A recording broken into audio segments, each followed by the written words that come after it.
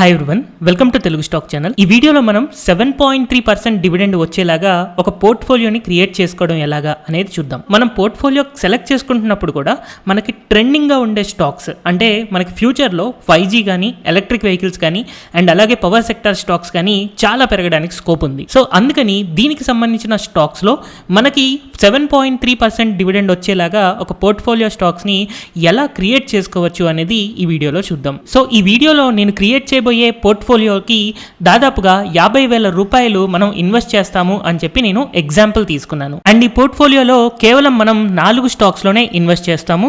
అందులో ఒకటి 5G సెక్టర్కి సంబంధించిన స్టాక్, ఒకటి electric vehicle stock and 2 power sector stocks. అందులో మనం ఫస్ట్ డిస్కస్ చేసుకోబోయే కంపెనీకి ఇండియా వైడ్గా దాదాపుగా 1,75,000 టవర్స్ ఉన్నాయి అండ్ 3,18,000 లొకేషన్స్లో ఉంది అండ్ 22 టెలికాం సర్కిల్స్ని కవర్ చేస్తూ ఉంది. సో ఈ స్టాకే భారతీ ఇన్ఫ్రాటెల్ ఒకప్పుడు, కానీ ఇప్పుడు ఇండస్ టవర్స్. 2020లో మెర్జ్ అయిన తర్వాత ఇండస్ టవర్స్ అనే నేమ్తో ఈ స్టాక్ మనకి ట్రేడ్ అవుతూ ఉంది. సో ఇండస్ టవర్స్లో మనం 10,000 రూపీస్ ఇన్వెస్ట్ చేయడం ద్వారా ఎవ్రీ ఇయర్ మనం 507 రూపీస్ డివిడెండ్గా పొందొచ్చు, అంటే దాదాపుగా 5.08%. అయితే ఈ 5.08% నేను క్యాలిక్యులేట్ చేయడానికి ఏం చేశాను అని అంటే గత 5 సంవత్సరాల్లో ఈ కంపెనీ ఇచ్చిన డివిడెండ్స్ ఏవైతే ఉన్నాయో వాటికి నేను ఒక యావరేజ్ వాల్యూ ఫైండ్ అవుట్ చేశాను. ఆ యావరేజ్కి ఈరోజు కరెంట్ మార్కెట్ ప్రైస్లో కనుక మనం బై చేస్తే మనకి ఎంత శాతం డివిడెండ్ వస్తుంది అని క్యాలిక్యులేట్ చేశాను. ఎందుకంటే కొన్ని సంవత్సరాలు ఈ కంపెనీ అనేది 21 రూపాయలు డివిడెండ్ ఇచ్చింది, కొన్ని సంవత్సరాలు కేవలం 6 రూపాయల డివిడెండే ఇచ్చింది. కానీ యావరేజ్గా మనం చూసుకుంటే 5% డివిడెండ్ అనేది గత 5 సంవత్సరాల్లో ఇచ్చింది అని మనకు అర్థమవుతుంది. ఎందుకు ఇలాగా యావరేజ్ తీసుకున్నాను అనంటే కొన్ని కంపెనీస్ ఆ ఇయర్లో ఏదైనా ప్లాంట్ అమ్మినందుకైనా లేకపోతే బోర్డ్ ఆఫ్ డైరెక్టర్స్ ప్రెషర్ వల్ల కానీ లేదా గవర్నమెంట్ ప్రెషర్ వల్ల కానీ ఒక పర్టికులర్ ఇయర్లో చాలా పెద్ద డివిడెండ్ ఇవ్వచ్చు. సో అలాంటప్పుడు ఆ ఒక్క సంవత్సరం డివిడెండ్ ఇచ్చింది అని దాన్ని మనం డివిడెండ్ స్టాక్ అని కన్సిడర్ చేసుకోవచ్చా అంటే చేసుకోకూడదు. మనకి కన్సిస్టెంట్గా డివిడెండ్ ఇస్తున్న స్టాక్స్ని మాత్రమే మనం డివిడెండ్ స్టాక్స్గా తీసుకోవాలి. సో అందుకని కన్సిస్టెంట్గా గత 5 సంవత్సరాల్లో ఈ స్టాక్ డివిడెండ్ ఇచ్చింది. అందుకని ఇండస్ టవర్స్ యొక్క యావరేజ్ డివిడెండ్ పర్సంటేజ్ అనేది 5%. అది కూడా ఈ రోజు కొన్న ప్రైస్కి 5% వస్తుంది అని చెప్పి నేను ఇక్కడ క్యాలిక్యులేట్ చేసి ఉంచాను. సో ఫ్యూచర్లో మనకి 5G సెక్టర్ అనేది గ్రో అయ్యేటప్పుడు ఆటోమేటిక్గా టవర్స్ అనేది పెంచాలి, వాటి కెపాసిటీస్ పెంచుతూ ఉండాలి అండ్ నెంబర్ ఆఫ్ లొకేషన్స్ ఇంకా ఎక్కువగా టవర్స్ అవసరం అవుతుంది. కాబట్టి ఇండస్ టవర్స్ అనేది ఆబ్వియస్ గా అడ్వాంటేజెస్ కంపెనీ. అండ్ మనం డిస్కస్ చేసుకోబోయే సెకండ్ కంపెనీ ఎలక్ట్రిక్ వెహికల్స్ కి సంబంధించింది. ఆబ్వియస్ గా ఎలక్ట్రిక్ వెహికల్స్ అనగానే మనకు గుర్తుకొచ్చేది బ్యాటరీ.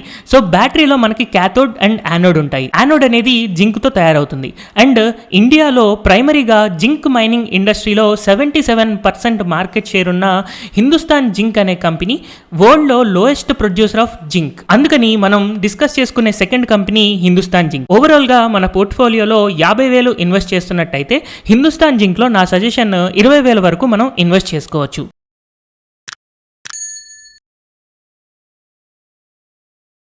ఈ కంపెనీ యొక్క కరెంట్ మార్కెట్ ప్రైస్ 318 రూపీస్ ఉంది అండ్ దీని 5 ఇయర్స్ యావరేజ్ గనక నేను అబ్జర్వ్ చేస్తే ఈ ఇయర్ లో ఇంకా డివిడెండ్ అనేది ఇంకా డిక్లేర్ చేయలేదు. గత 4 ఇయర్స్ యావరేజ్ గనక నేను తీసుకుంటే 23 రూపీస్ యావరేజ్ డివిడెండ్ ఇస్తుంది అండ్ డివిడెండ్ పర్ ఇయర్ 7.33% అవుతుంది. అయితే హిందుస్థాన్ జింక్ యొక్క స్పెషాలిటీ ఏంటంటే ఈ షేర్ కేవలం డివిడెండ్ షేరే కాదు, growth share plus dividend share. ఈ షేర్ గత 10 సంవత్సరాల నుంచి గనక మనం చూసుకుంటే 10 ఇయర్స్ బ్యాక్ 30 రూపీస్ ఉన్న స్టాక్ ఇప్పటిదాకా 300 రూపీస్గా పెరిగింది అండ్ దాదాపుగా 23 రూపీస్ కేవలం డివిడెండ్ రూపంలోనే మనకి ఇస్తూ ఉంది. And in future electric vehicles అనేవి ఇప్పుడే స్టార్ట్ అవుతున్నాయి, చాలా ఎక్కువ మనకి రావాల్సి ఉంది. కాబట్టి హిందుస్థాన్ జింక్ గ్రోత్ అనేది చాలా అగ్రెసివ్ గా ఉండబోతుంది అని మనం అనుకోవచ్చు. అందుకనే ఈ పర్టికులర్ స్టాక్ లో నేను చాలా ఎక్కువ అమౌంట్ అనేది సజెస్ట్ చేస్తున్నాను. నెక్స్ట్ మనం డిస్కస్ చేసుకోబోయే 2 స్టాక్స్ ఒక పర్టికులర్ సెక్టర్ కి సంబంధించినవి.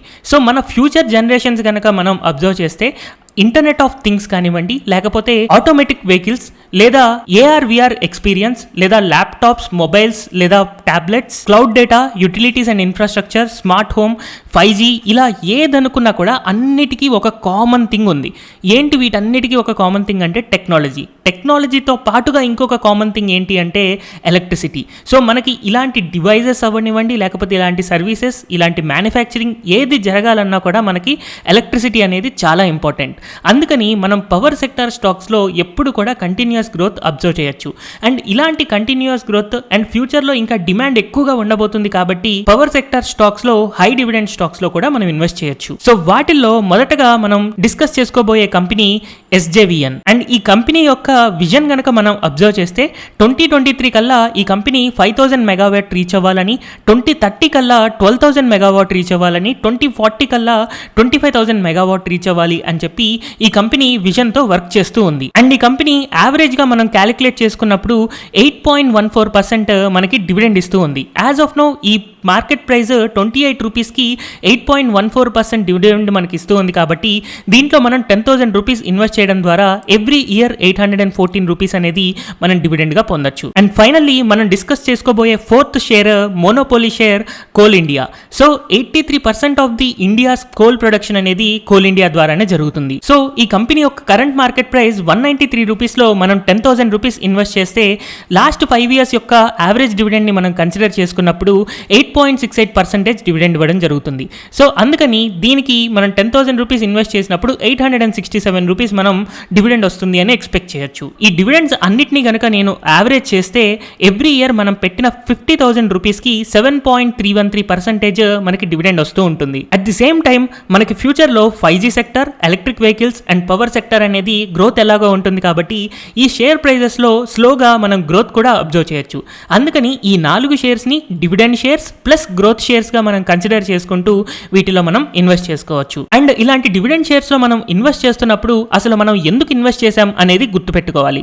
ఇన్ కేస్ ఈ స్టాక్స్ ఒక 20% లేదా 30% ఏదైనా కరెక్షన్ వచ్చినా కూడా మనకి ఇప్పుడు మనం బై చేస్తే 7% డివిడెండ్ వస్తుంది. కాబట్టి ఇన్ కేస్ 20 to 30% ఫాల్ వచ్చాక గనక కొంటే మనకి 9 to 10% డివిడెండ్ వస్తుంది. సో ఇప్పుడు మనం బై చేసినప్పుడు 7% డివిడెండ్కి మనం రెడీగా ఉన్నాం కాబట్టి పడితే 9 to 10% డివిడెండ్ కోసం ఇంకా ఎక్కువ ఇన్వెస్ట్ చేసుకోవచ్చు అని మనకు అర్థమవుతుంది. కాబట్టి ఈ స్టాక్స్ లో మనం ఖచ్చితంగా స్టే ఇన్వెస్టెడ్ ఉండాలి. ఎందుకంటే the key of money making is stay invested in stock markets. Hope ఈ వీడియో ద్వారా మీకు 7.3% డివిడెండ్ వచ్చేలాగా పోర్ట్ఫోలియో ఎలా క్రియేట్ చేసుకోవాలి అని అర్థమైంది అని అనుకుంటున్నాను.